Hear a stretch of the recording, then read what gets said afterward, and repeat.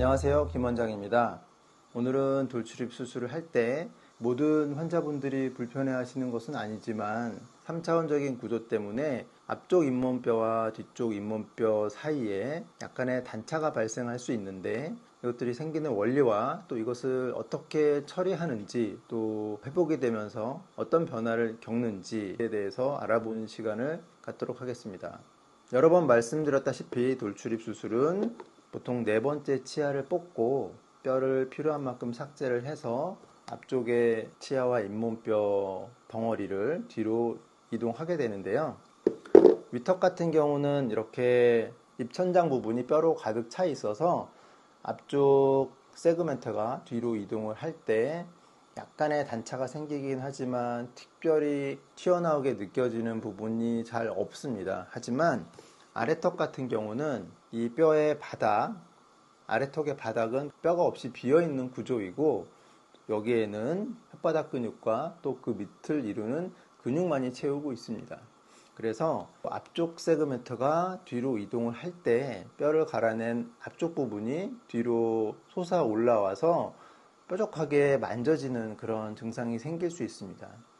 뼈가 만약에 튀어나온 부분이 있다면 매끄럽게 갈아주고 단차가 없이 만들면 좋겠지만 앞쪽 뼈와 잇몸뼈는 혓바닥 근육에서 가는 근육이 붙어 있고 그 근육에 포함된 혈관들이 혈액 공급을 하기 때문에 뼈 주변에 박리를 너무 심하게 할 수가 없고 또 뼈를 삭제하다가 만약에 그런 근육으로 가는 혈행에 손상이 생기게 되면 뼈로 가는 전체적인 혈액 공급이 나빠지기 때문에 무리하게 뼈를 갈아내는 과정을 할 수가 없습니다. 그래서 어느 정도 뼈가 튀어나온 부분은 감안을 해야 되는데요.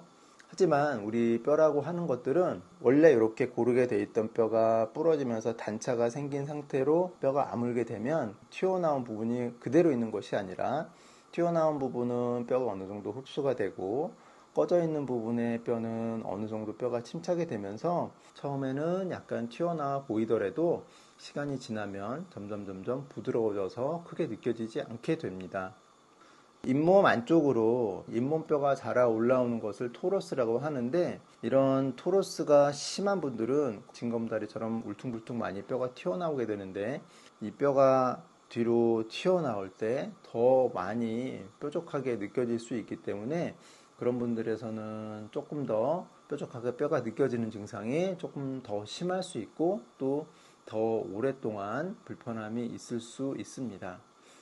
안쪽에서는 내측에 이동하는 부분이 튀어나온다 그러면 이 입술 쪽 바깥쪽에서는 가운데 부분이 뒤로 이동하면서 옆쪽에 있는 잇몸뼈가 상대적으로 튀어나오게 되기 때문에 이 부분은 혈액순환에 장애가 없어서 저희가 수술할 때 최대한 단차가 느껴지지 않고 뾰족하게 만져지지 않도록 충분히 부드럽게 갈아주고 있습니다.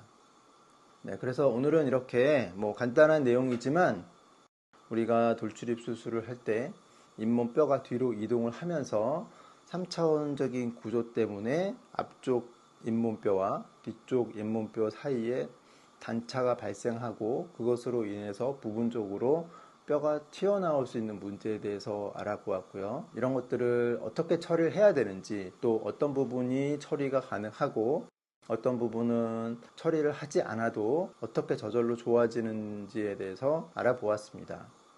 다음 시간에도 유익한 내용으로 찾아뵙겠습니다. 김 원장이었습니다.